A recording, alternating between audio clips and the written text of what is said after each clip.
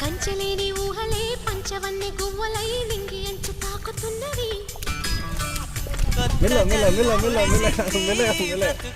చిగురు తొడిగేలా వరమై వేళ వానవిల్లు విరిసింది మిన్ను మన్ను కలిసేలా ఎగసే వేళ అణువణువు తడిపిన అమృత వర్షిణి అనుకోనా అడుగడుగున పలిచిన వనమును చూస్తున్నా.